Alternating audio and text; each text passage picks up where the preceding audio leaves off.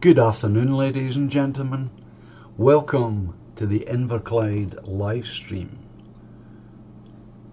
But first, a little music, a song about Greenock.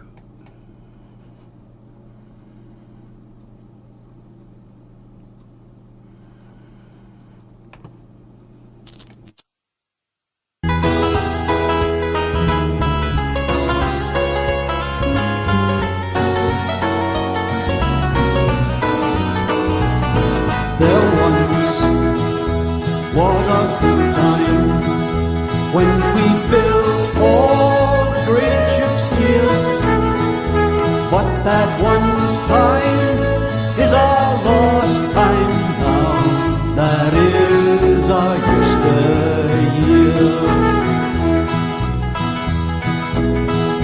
Sugar cane from Jamaica, put up sweet to them every mouth. And the cotton that once was spun here fine was gathered by black hands of the South. Factory girls, topped with scarves, made the sugar, spun the bread. And the tough men who made the great ships great were proud to call themselves red. There once was a good time when we built all the great ships here. But that once time is our lost time now. That is our yesteryear. Raw tobacco from Virginia wandered next to ruby wine, moved by dirty puffing steam trains to factories on the line.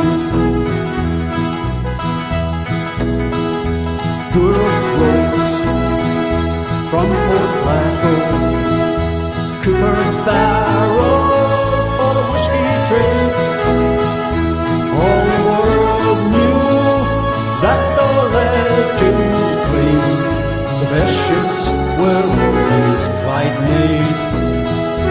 There once was a good time when we built all the great ships here. But that once time is our lost time now. That is our yesteryear. But that once time is our lost time now. That is our yesteryear. But that once time is our lost time now. That is our yesteryear. But that once time is our lost time now. That is our yesteryear.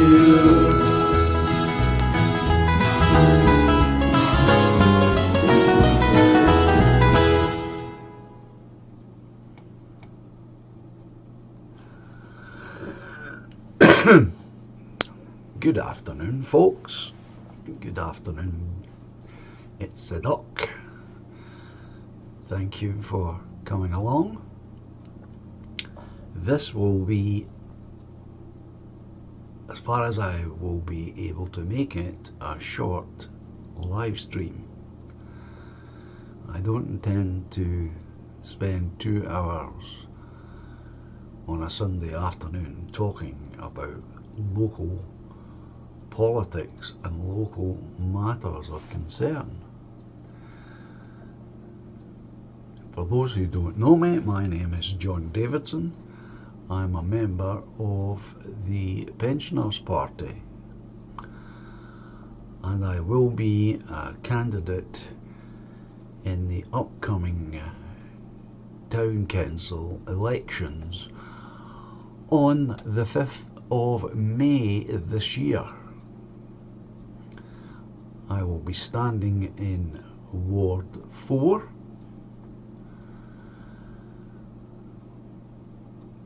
Present councillors are 1 Labour, 1 Tory and 1 SNP. And I'm looking to secure your vote. So let me introduce my flyer, which you may or may not get through your door, depending on just how many I can deliver.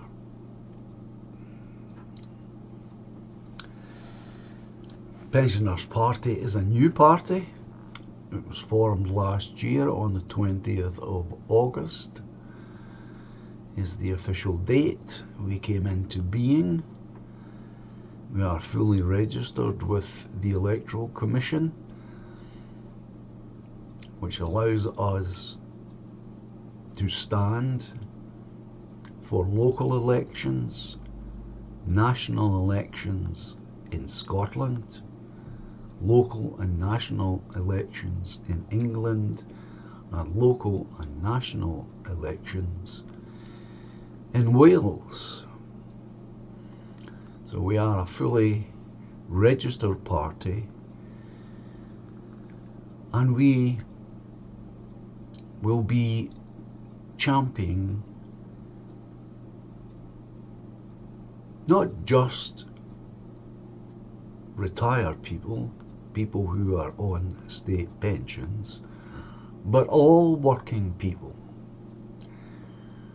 Because let's face it, the present parties don't represent ordinary people. They represent themselves and their political agendas. Political agendas are more important than what people need and want to help make their lives that bit better. It is that simple. Most people are not looking for the moon. They want to live a quiet and reasonably comfortable life, and without interference from either big government or small government.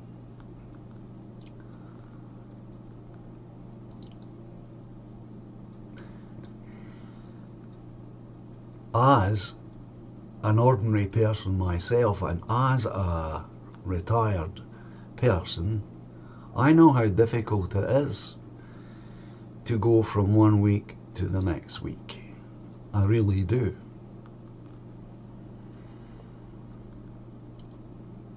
And nothing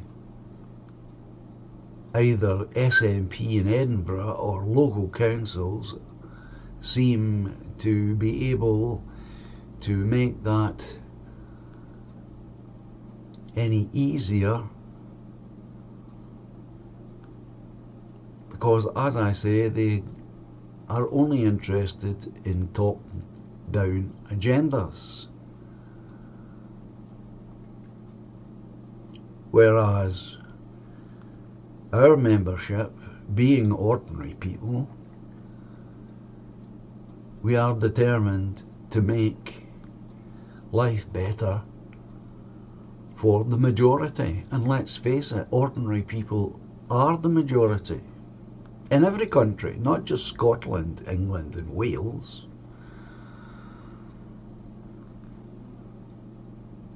And therefore,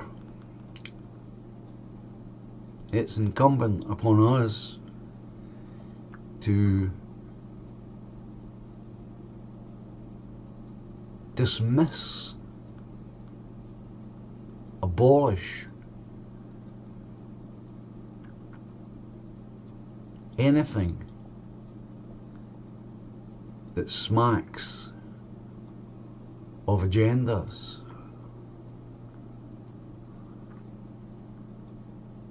Now around here we're all pretty pissed off with the council.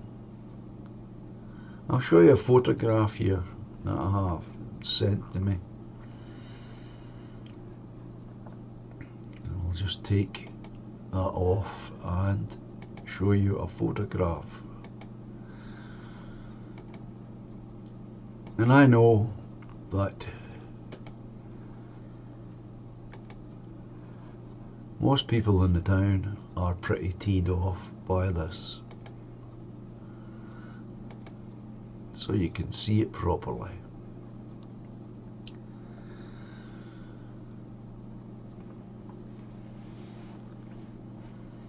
Now this was commissioned by the town council. Various sources of public money were funneled into constructing this.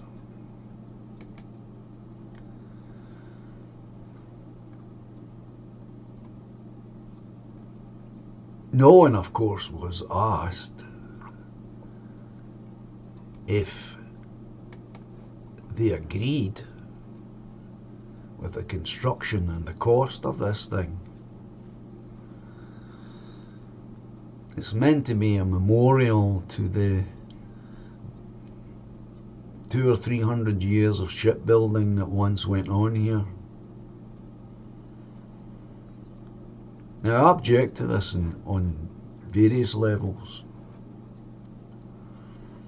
One, no one was consulted, but they never are they?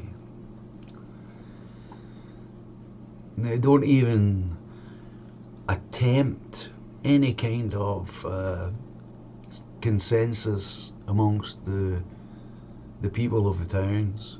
And of course, when I'm talking about Inverclyde, I do mean to include Inverkip, Gourock, Greenock, Port Glasgow and Kilmacombe.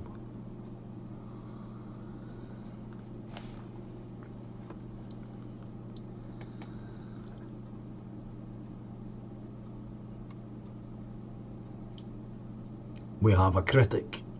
It's not an attractive piece.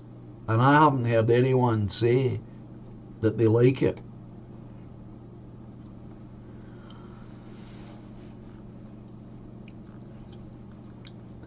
But leaving that aside, this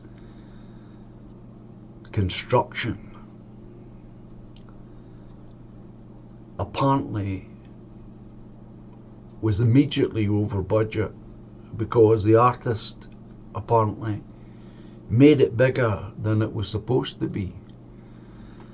Now how that can happen by accident, I don't know.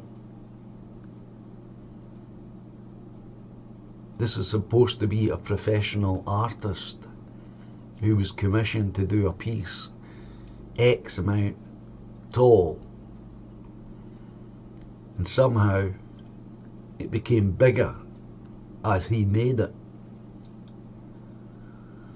This is the story that's going through the town, and I'm sure you will have heard it.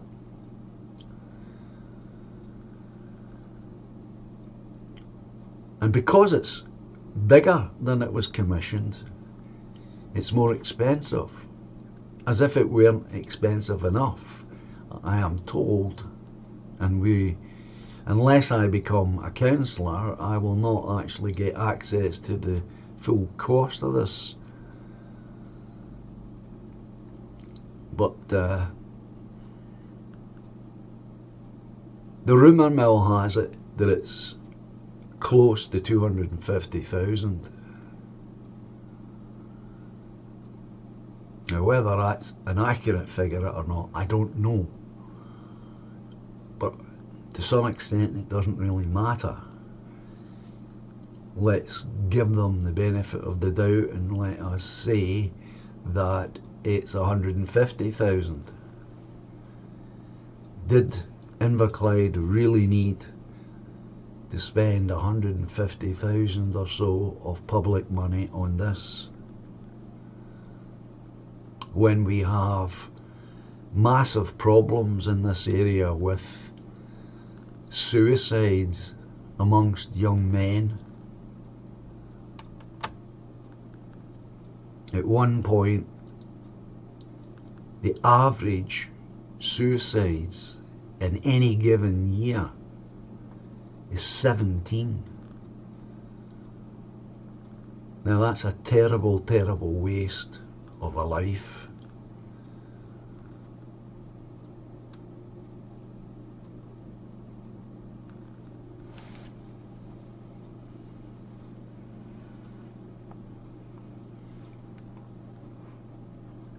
Now all of those suicides won't be directly related to drugs, of course.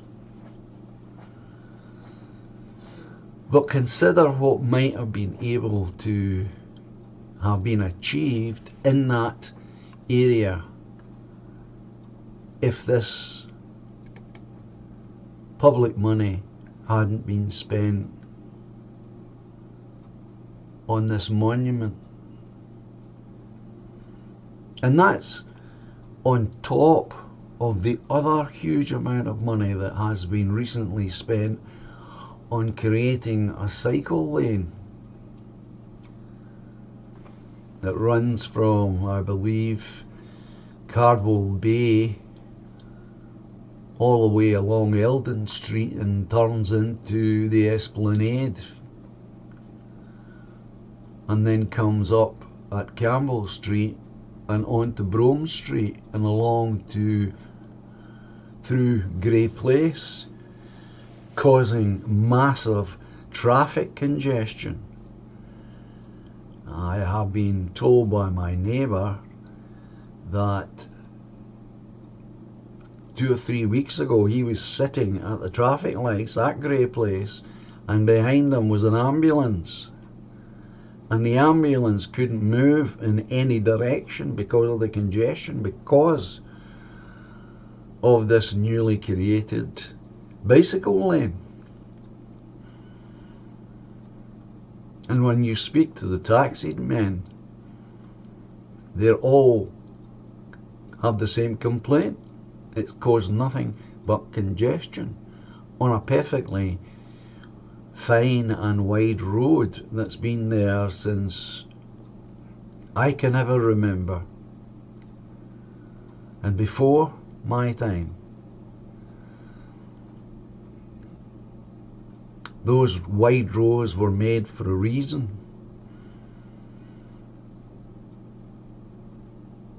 And now it's nothing but congestion along there. And we all know that that particular route through the town is always busy. It's always busy, night and day, 7 days a week.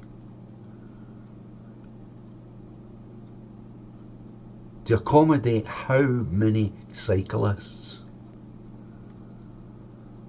Now, I've spoken to some of the professional cyclists, and when I say professional, I mean the men and women who have all the skin tight clothes and the high speed bikes, and they wear the helmet and all that, and they go out in groups and they practice their road racing. They don't use these things. They need the open highway to practice their sport. So it's not for them. So who's it for? Well, it's probably for a handful of casual cyclists.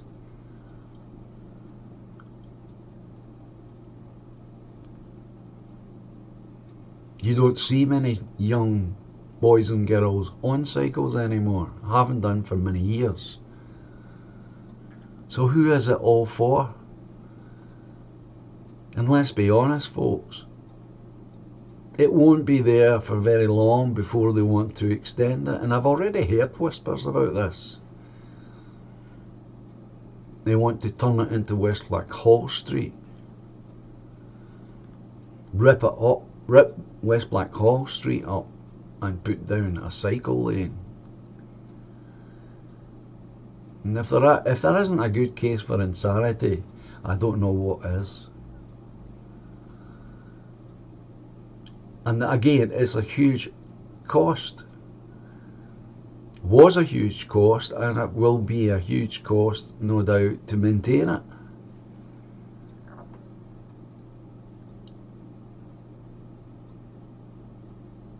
You're not even allowed to walk on it.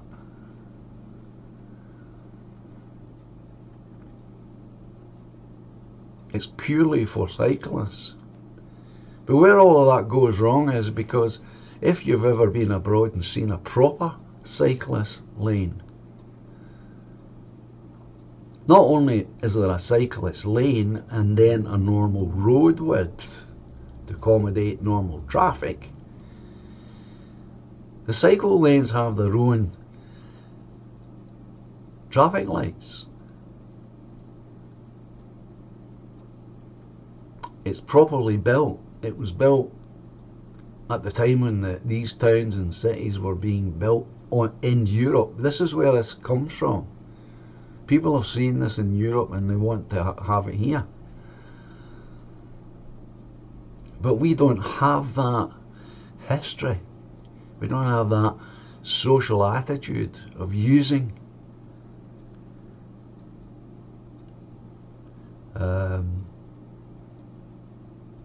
cycles for getting round. And if you've ever been in this town, well, I'm speaking to the INVERCLYDEers, you know what the town's like. There's hardly a flat bit on it.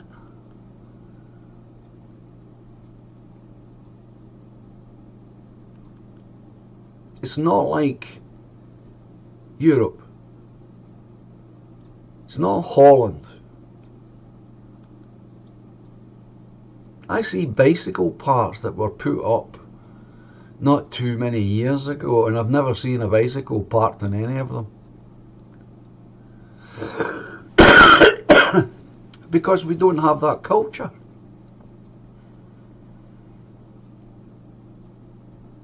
People were encouraged back in the 60s when they destroyed the centre of the town, and everyone, well, not everyone, but many people and many families were put out to Lartfield, Braeside, Branston, Fancy Farm. All these areas were put out there and encouraged to use public transport.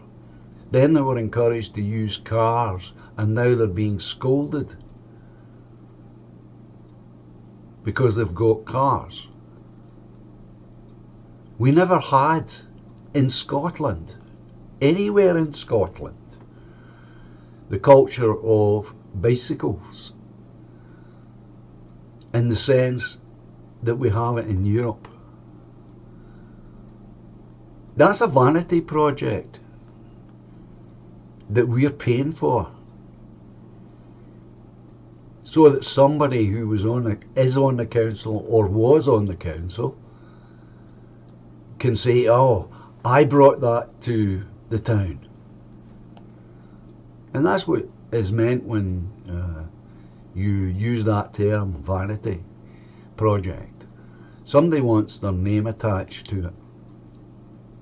And it's the same as this statue here, this monument. And it's not even very far away from the other monument that was put up, the front of the ship. It's the same area. Now we've got two. We've got one in Clyde Square, which is a brilliant monument to the shipyards, outside the town hall. But of course, you can't drive there in your car and stop and take a photograph like you can with this, because the whole town centre has been cut off to accommodate an American style mall. And as we all know, the town now is cut in two. This is a vanity project. Somebody's got their name on this. And as I say, I have not heard one single person praise it. The first thing that comes up is the cost. Why do we need it when we've got perfectly good memorials to the shipyard? Now that's just on that level. But on another level, all these new monuments and decorations for the town, not one local artist has been involved. Not one. One would think that if someone came up with the idea of a vanity project like this, that they could put it out for tender to the local artists, invite them to submit drawings and sketches as to what they would put up as an artist to commemorate all the men who worked and died in the shipyards. But no, that never happens here. Never happens. And we all know that the town, or Inverclyde should I say, is bursting at the seams with all sorts of artists. It's not as though we don't have any. We have always had artists in this town. Every kind of artist, you'll find them here. Alison Watt, painter to the royal household no less. Mr. James Watt, painter to the royal household no less, live in this area. We have artists here of renown, but they never get the opportunity to even submit anything. And my argument is, my position is, well, if you put these things out to tender and you get something really good from a local artist, and that artist then gets this huge sum of money, that money stays in the town. It filters back through the town again. But the artist who made this thing, he's not even Scottish. Now, I've got nothing against the English and the English artists, of course I don't.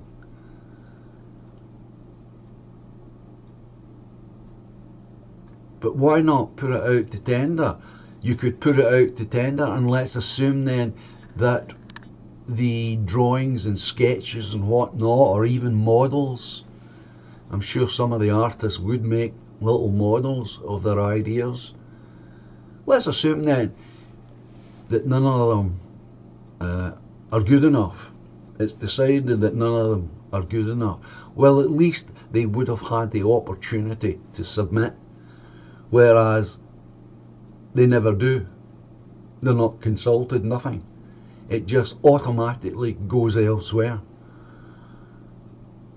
And I find that really unacceptable.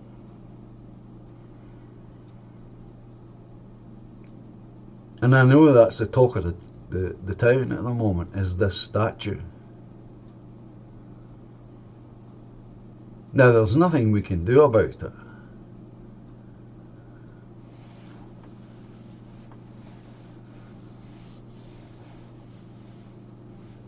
Nothing. It's there.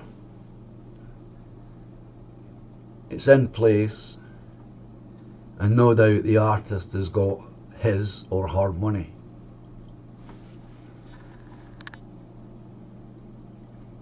But the other grievous thing about all of this is the public don't know. No one was consulted about the erection of this thing.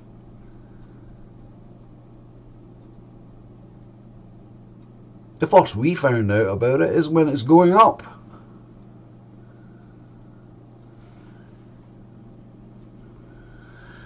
Well, that's my contention. My contention is it should be put out to tender. If it's in the form of drawings or models, they can be copied and photographed, they can be posted in the local telegraph, people can see them, and then there could be a local vote. Not difficult to arrange.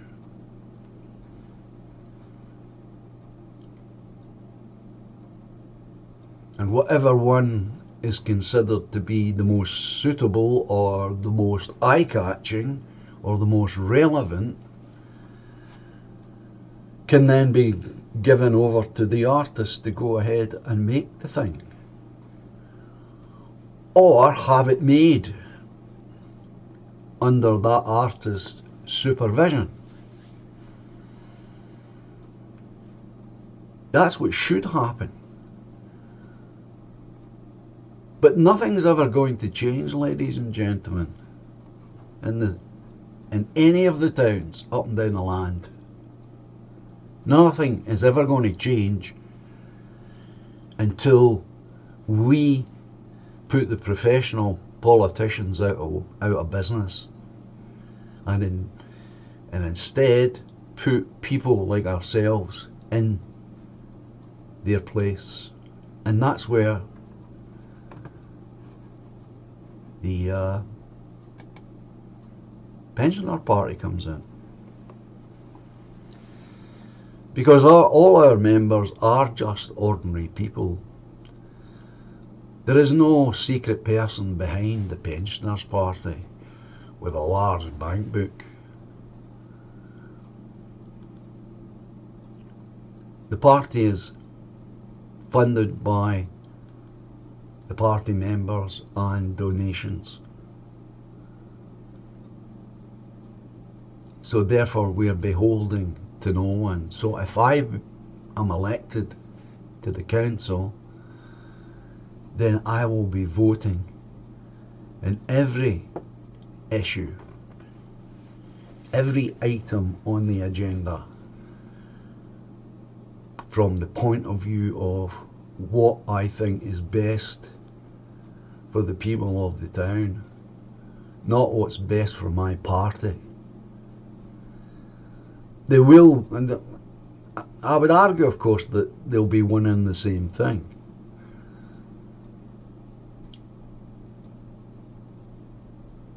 Because the rest of them, they're following agendas laid down from higher up.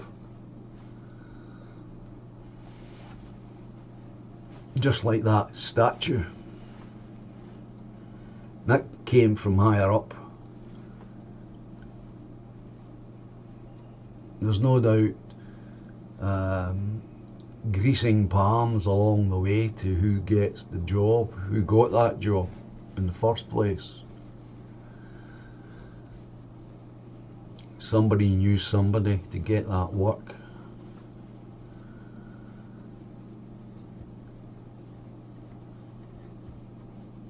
And that's not even taking into consideration any artistic quality about the work. I haven't seen it personally yet myself. I've seen that photograph of it.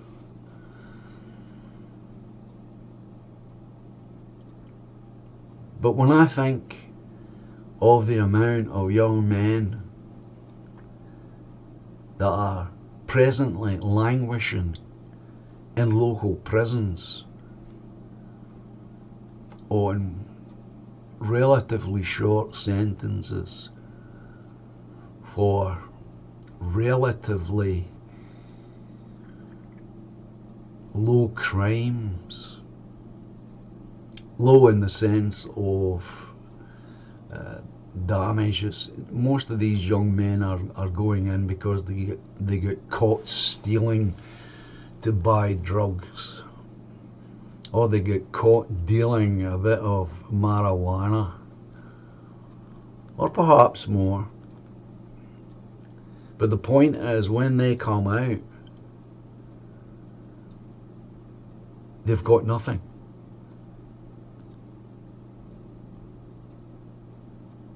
And so, what do? Well, they do. Some of them really do try their best to stay away from it all. But the whole system is geared against them. Geared against them. And before you know it, they're back inside again.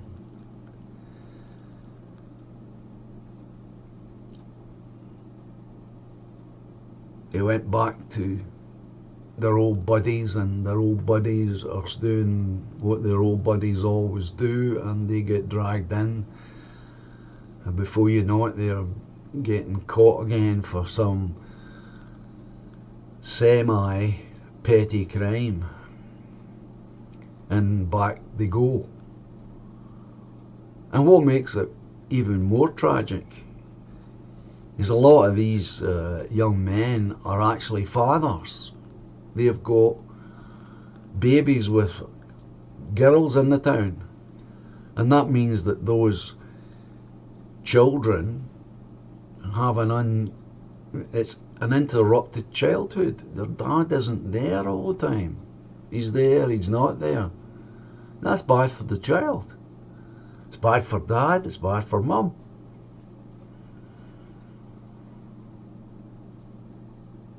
So, what might have been able to have been spent that 150, 200,000 pounds on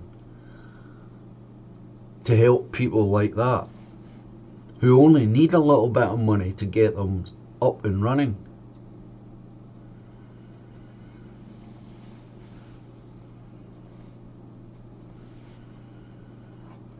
Oh, were we, Laura?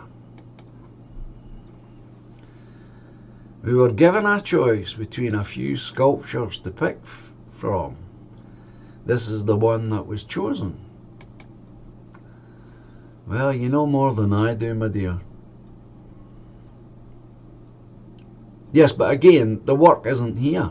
The work wasn't done locally by a local artist. That's the point. But that's on the bigger scale. On the smaller scale,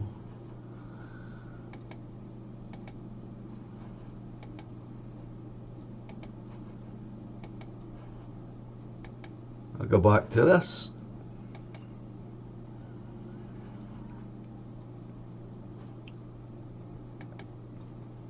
Yeah, it doesn't matter. Can't make it any. Put that over there. So these are the three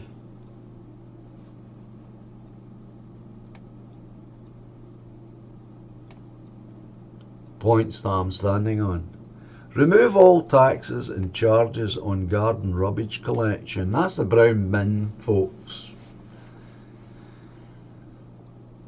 Now, you all detest this. All of you.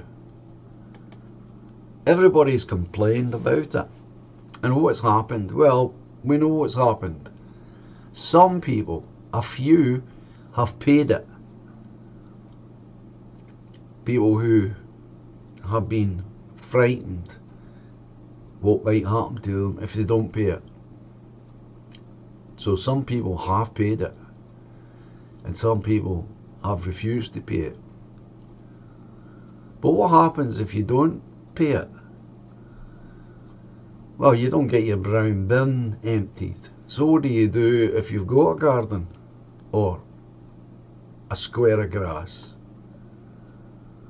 Well, if you look after your square of grass, as you're supposed to do, being a responsible person,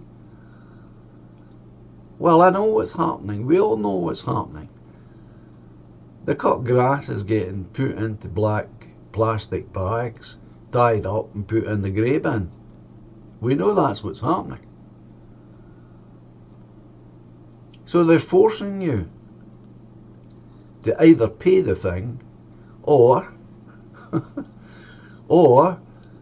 risk a fixed fine if you get caught. If the bin men decide to open the bin, and if there's any black bags, if they open one of these black bags and there's grass cuttings in there, you're in trouble. You're going to end up with a fixed fine. Or worse still, you may actually get taken to the sheriff court and you'll end up with a criminal record.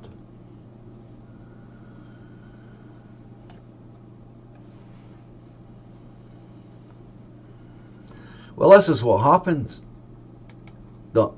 This is what's happening. My sister's involved in a little bit in this cycle of young men in prison. She's somehow involved in it. It's spilled into her work.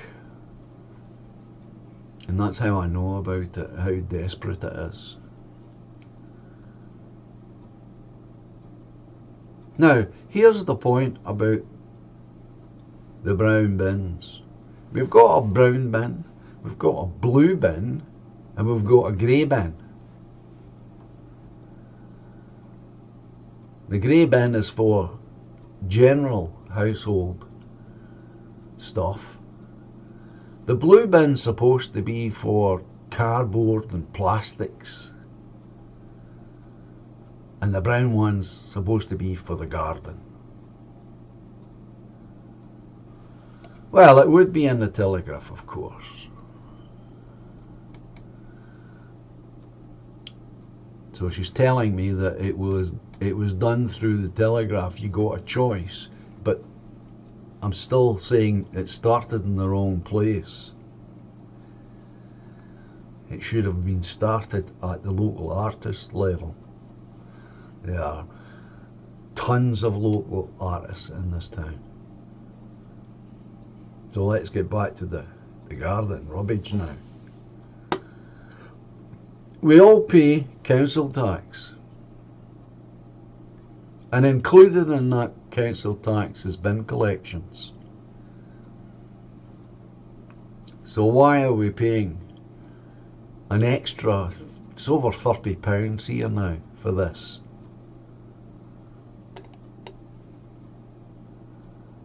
Why are we paying an extra £30 for that when we're already paying council tax? Well, all it really is a stealth tax. And it will continue to rise. And I'm sure you've heard the rumours, as I have heard the rumours and the whispers, about the proposed extra tax going to be levied against the blue bin now. Hasn't happened, but that's the whispering that's going on in the town at the moment. And if there's whispering going on, you can be pretty confident that there's talk already happening in the council chamber. Laura's informing it's 31. That's how much it cost. It cost £31. And that's only for the summer period, remember. But they would prefer, the SNP government, they would prefer it was an all year round tax. So the blue bin would be a better target.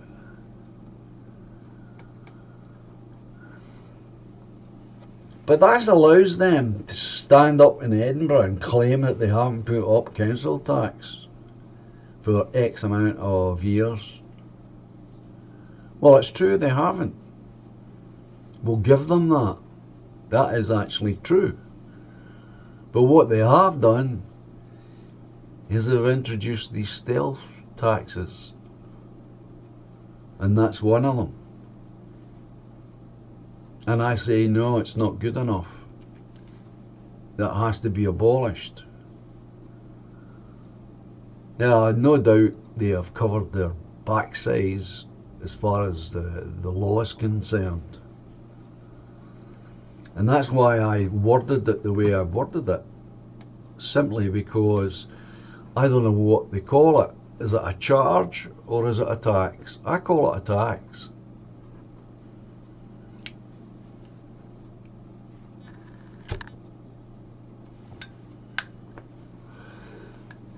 But here's the thing, what if you can't afford it? And you want to stay on the right side?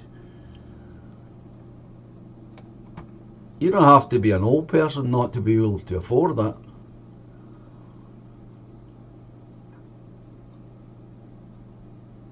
But what if you don't have that £31?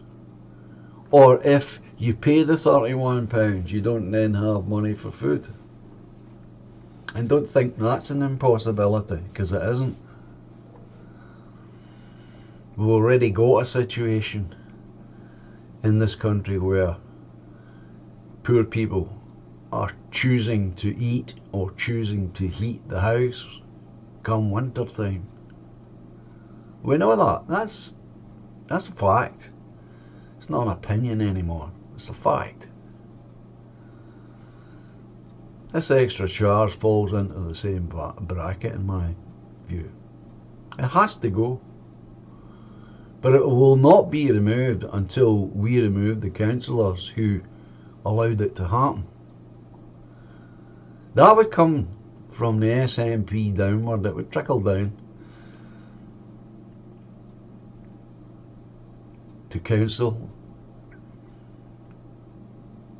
and somehow they would get that through. Although they don't have a majority in this town, they somehow mustered a majority to pass it. And we, if I were in there as a councillor, I would be trying to form opposition to such nonsense and raise the point of having it removed. It's a real bone of contention. I know it is. Especially with neighbours living right next door, one's paying, one isn't. And other people are doing that, they're sharing the brown bin. But it's outrageous. It's just an extra tax. It's just making people poorer. That's all it's doing. You're not getting anything extra. It's not as though you're getting something you never got before. You got a brown bin collection. It's just that you don't get one now if you don't give them an extra £31. That's this year. It will continue to rise. That's the first point. The second point is to end all taxes or charges, whatever they call it, to remove old household furniture or goods. Now, in Inverclyde it's £30 per item. Now, if we're honest about it, we don't actually create this problem. What happens is you've got your kitchenware, and one day, lo and behold, the freezer stops working. Boom, it's done. Now, we all know you can't get in like that ever repaired. You've got to buy a new one, whether you like it or not. And if you don't have the money, you can't buy a new one. So the thing breaks down. It can be a washing machine, it can be a fridge, it can be a freezer, it could be a cooker. Or your chair breaks in the front room, collapses, it's so old. What do?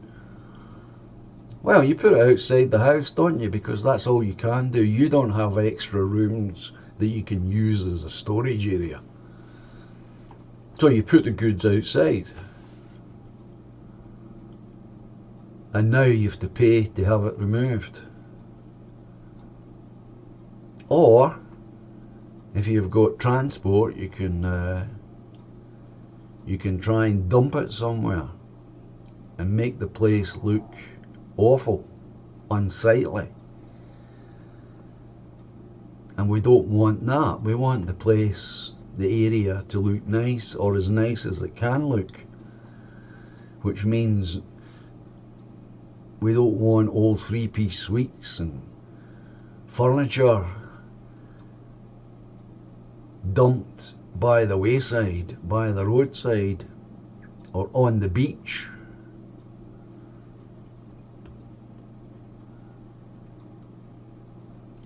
And that's a lot of money for some people.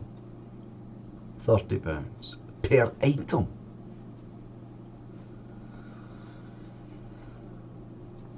Three items and you're £90. And don't we all know that generally that's what happens with these items? They generally collapse all at one time. Yeah, the freezer goes and suddenly 2 rings of the cooker's no longer working. Or whatever. Or suddenly the bed collapses and you need a new bed. These things happen in life. We all know that, right? They're unavoidable. But the council are piling up a problem for you if you don't have the ready money.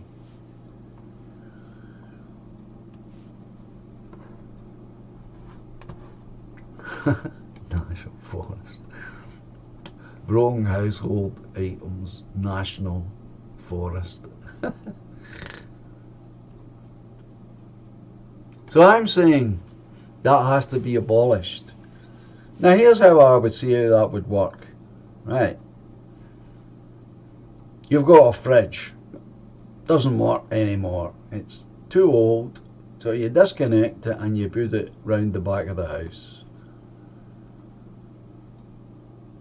You get yourself a new one. Then you phone the council and you tell them you've got a fridge that needs to be uplifted. Now, assuming there weren't a charge, all it needs then is a work list to be put together, because they know the size of the van, they know what the men can get on a van,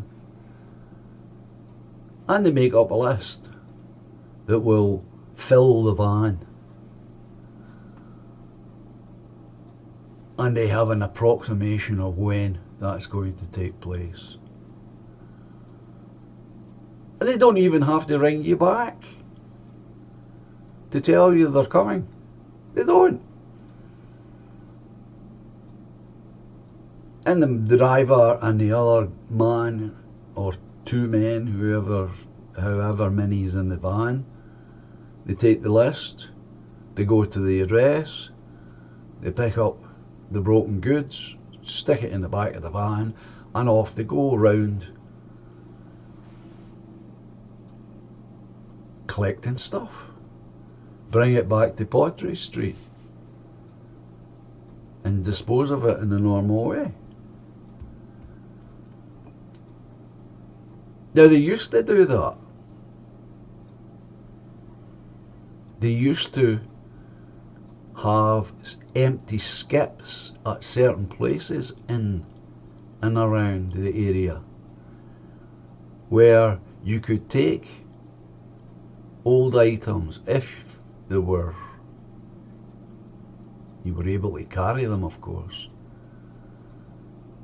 and just leave it in the skip, and the skip would be filled in no time.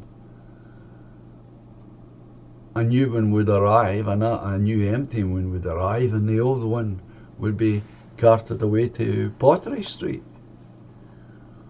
That was a service that used to go on regularly, not just in Inverclyde, but all over.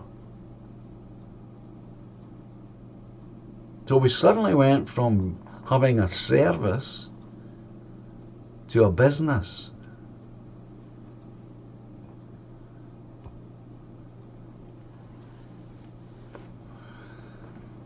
Lorraine is telling me that no one is sharing brown bins in this street. I don't know anyone who is, but I can imagine that it's getting done somewhere. I mean, if I've thought that idea up, then someone else has thought it up. You don't need to be a genius to come up with that.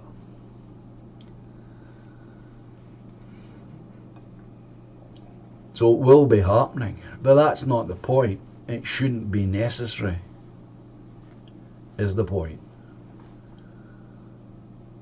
What do people do about household goods if they don't have £30?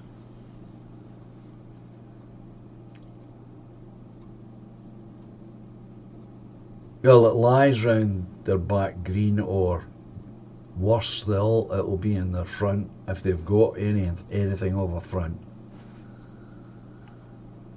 So it becomes an eyesore.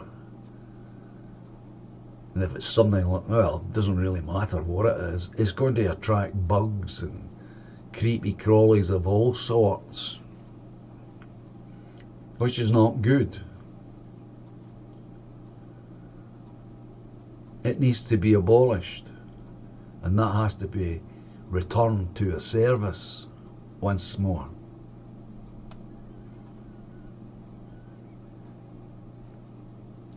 But unless you've got someone on the council talking about this, nothing will happen. The cost will just continue to rise, and they'll continue to do it. And that's what I'm telling you. If you live in Inverclyde and you want things changed here, there's only one way to change them. And that's to get rid of the people who represent mainline parties and put in either independents, truly independent people, or you put in members of the Pensioners Party. Because I can assure you that's what I'll be doing. I will be kicking up a fuss about all these things. And I would be opposing any increase that comes along. Loudly. As loud as I can.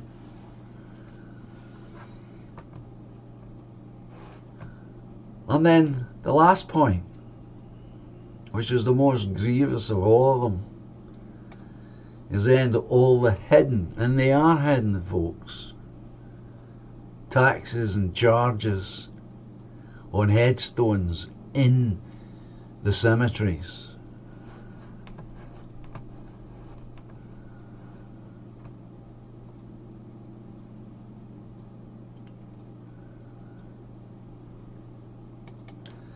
Exiled Viking. Years ago I had an old washing machine which conked out.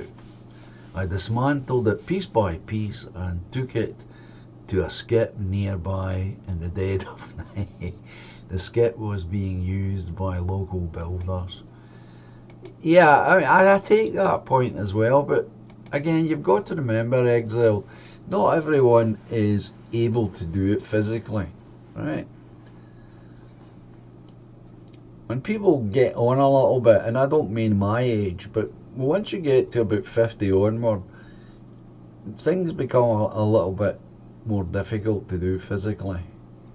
And things like fridges and washing machines tend to be incredibly heavy, especially washing machines. All of them have a big concrete block in them, remember.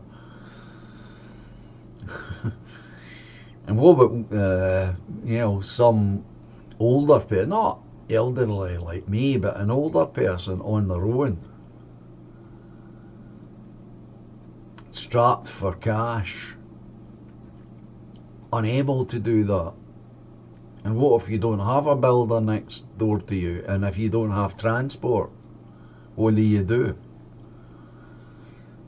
There's a lot of people around in this area who are living out in the back of beyond that don't have cars, don't have money.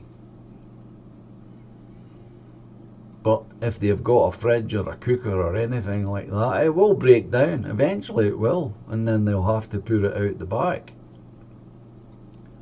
Or, as I say, worse still, they put it to the front of the house.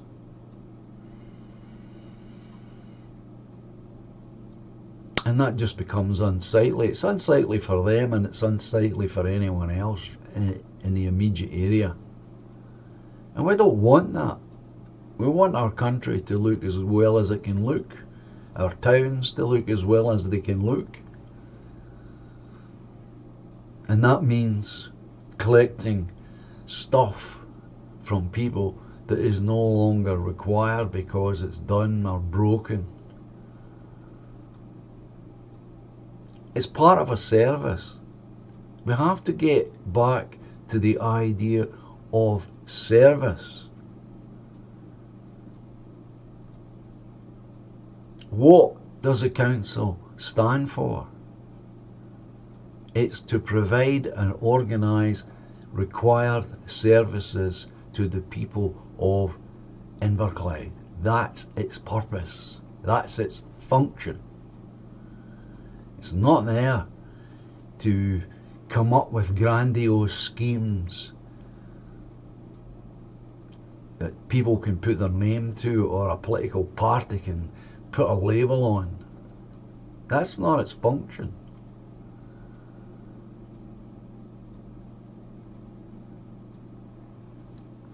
And that last one, these charges on headstones. Now, why I find that most grievous is, well, normally you will only find out about these charges when you're burying someone, when you're in a state of grief and you're mourning, and you're in no condition mentally to be dealing with such bureaucracy and theft, as I call it. Now, if we look at that problem, I'll tell you how it works. Now, as viewers and supporters of my other channel, you all know that my mother died last year. Now, she was going into a grave that she had already bought over 30 years ago for her late husband, my stepfather Donald. So he's lying in the grave. There is a headstone, a small one, but it's worn now because it's been up there and it's in an exposed part of the cemetery. And now my mother's going into the same grave. So what we need to do, my sister and I, is we have to buy a new headstone. So we went to the stonemason that the family normally use, Whiteside Memorials, in the town. A family business, father and son, and we pick a new stone. We then tell Mr. Whiteside that we want the same inscription that's on the existing stone to now go on to the new stone, plus the details of my mother have to go underneath so that it reads as one long inscription.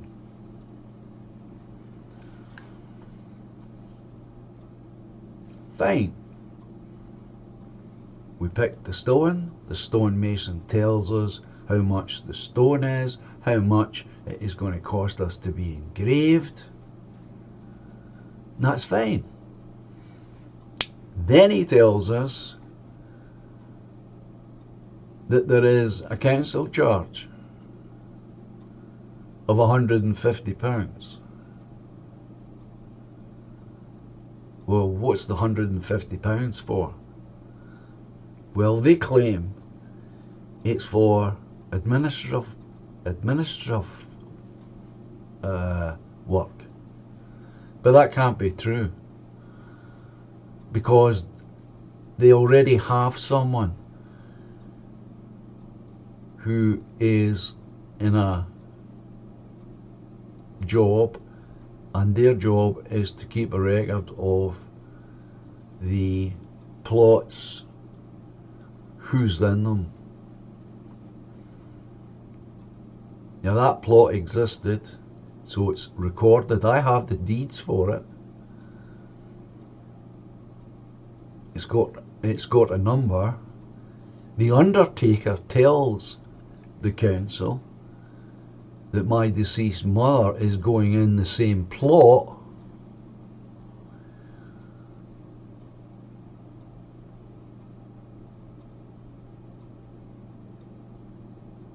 And all they have to do then is mark that. Mrs. Alice Cameron is in that plot number. There is no cost. No extra cost here involved at all. But we've got to pay £150 for what? Now they've got the stonemason. His hands are tied, because if he doesn't collect this money, they won't give him his license to operate as a stonemason. So he's out of business. So he's compelled, if you like, to be a tax collector for the council. And that's how they collect this money. They collect it through the stonemason. When you pay the stonemason, he's added on £150 more to his bill. And he has to then pass that on to the local council. But the question arises, what is the charge for?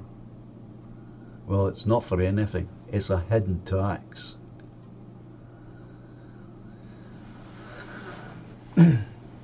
That's what it is. Now, I suspect that when this flyer of mine is more widely spread and people read that, they're going to ask themselves, what is this bit on the bottom? Because they won't know what it is, unless they have recently buried someone, or they have recently changed the headstone. And I suspect that when the local paper next week does a piece, as they are going to do, on the Pensioners Party and the fact that I'm standing as a candidate, I will be doing all that I can to make sure that the local Telegraph explains this to the readers. And I think when people understand what this is all about, it's going to be a mini explosion here when they discover it.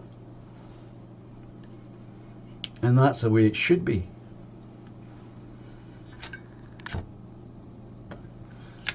And I'm watching the time.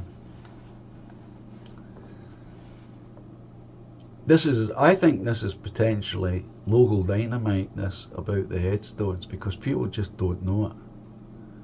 The stonemason himself told me on the phone when I spoke to him on Thursday. I phoned them up to check my details, that I properly understood how this worked before I put it on the flyer.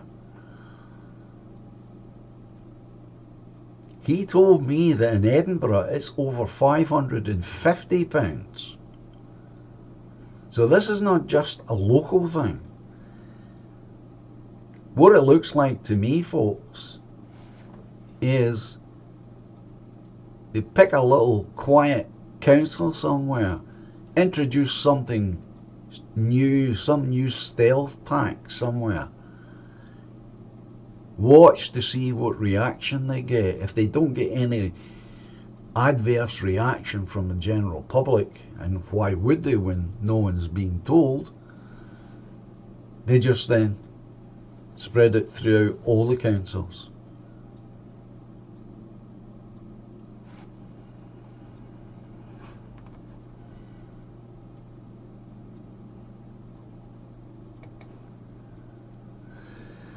Lorraine.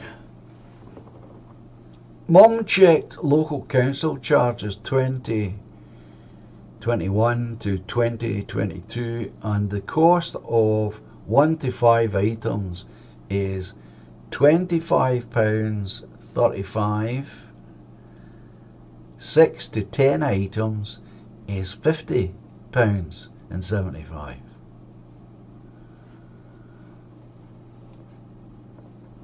This is outrageous. It's just outrageous, folks.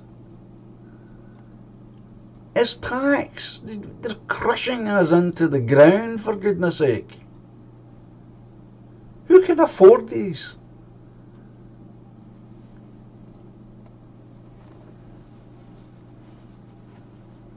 It's outrageous. It has to stop. And the only way to stop it is to elect people who are not following any agenda from above.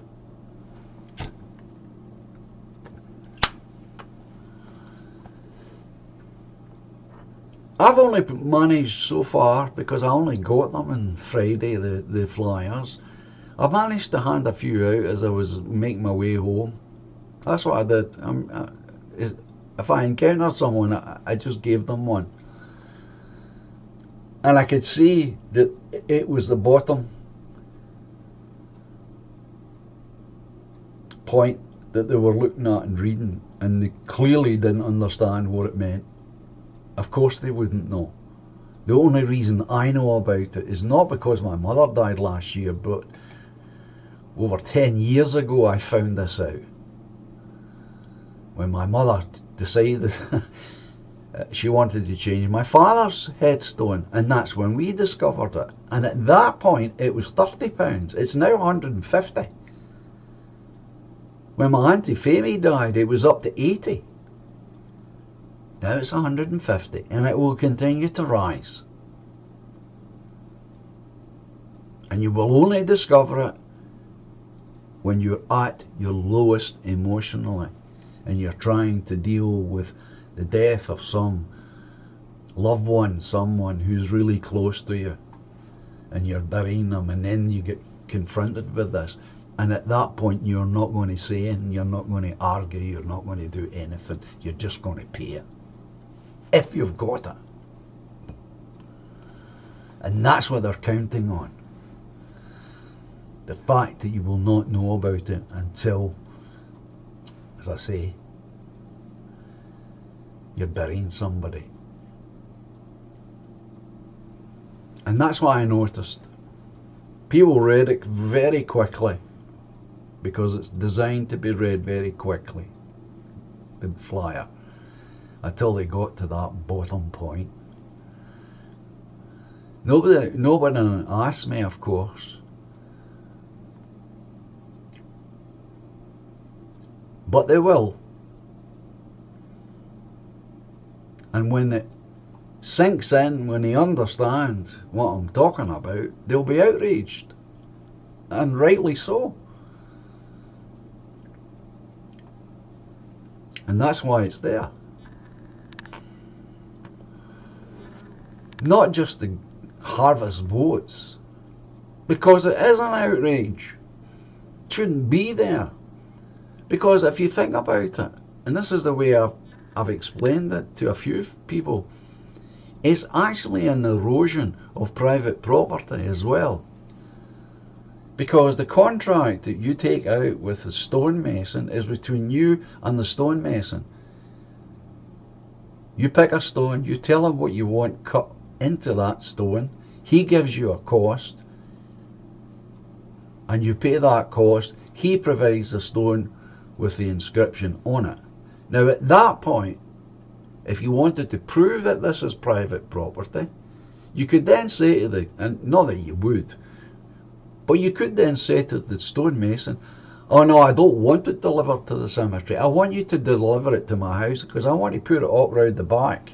I want it to lean against a wall, because I'll never make it to the cemetery now, so I can look at it here, right?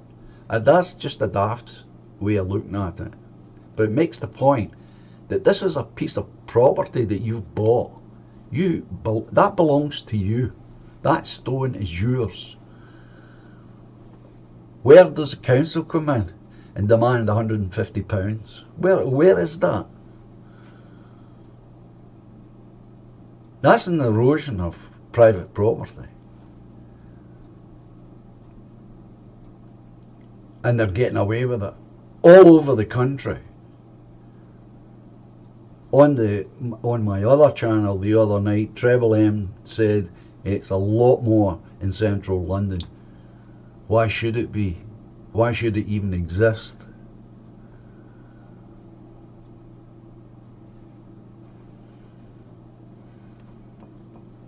And so this will become a hot potato, I think, especially next week when it appears in the local press as we launch the party for the public. And I will do my best to make sure the reporter highlights this thing about the headstones. The other two things everyone knows about, of course. And that's the platform I'm standing on. So if you are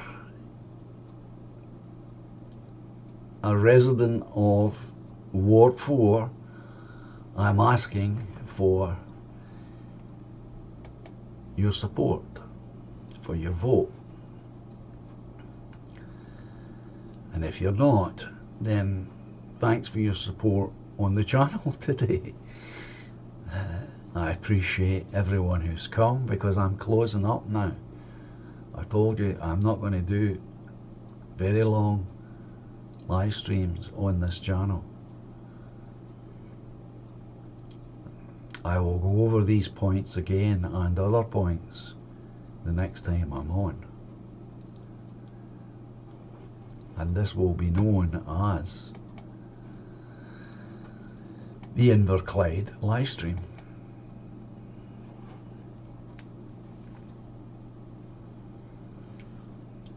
Again, I'm hoping that once the local Telegraph makes their story, they will highlight the fact that I will be live streaming direct to INVERCLYDE, as I have done today, talking about local things. And thank you for all of you for coming in and supporting me. So there you go, folks. I'm going to finish now. I've got nothing else to say at the moment, and I'll bring on, as I usually do,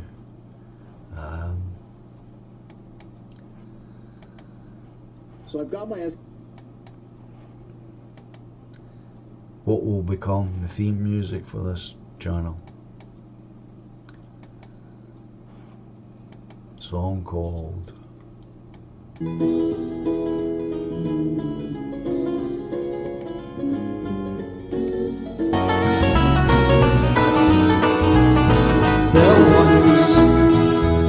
What a time when we built all the great ships here.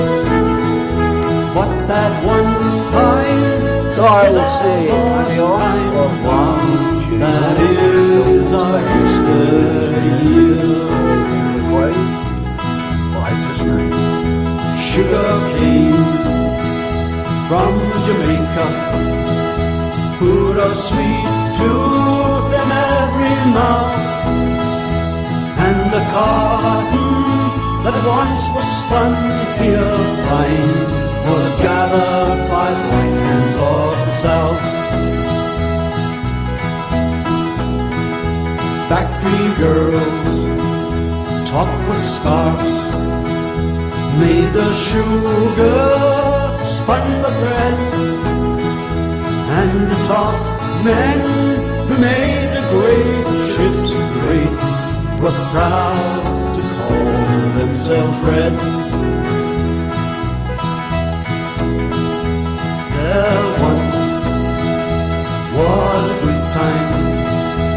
when we built all the great ships here.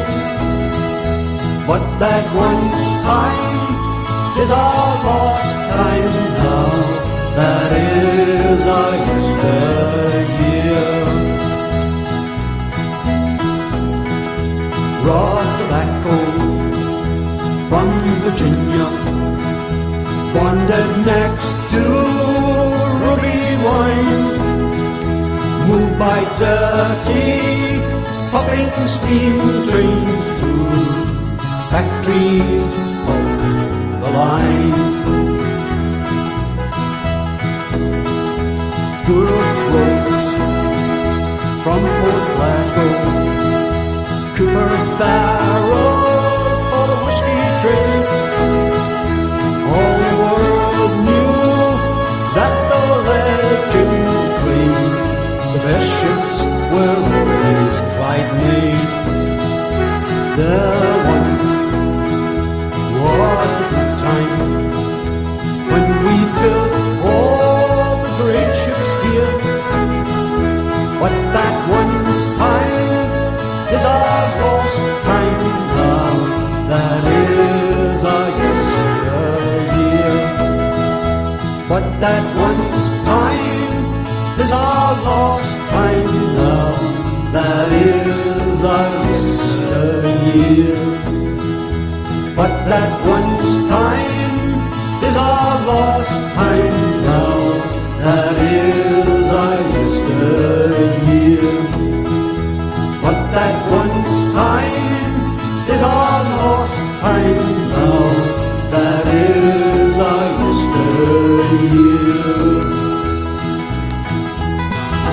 So thanks everyone for coming along and supporting me, and I will see you next time. Bye just now.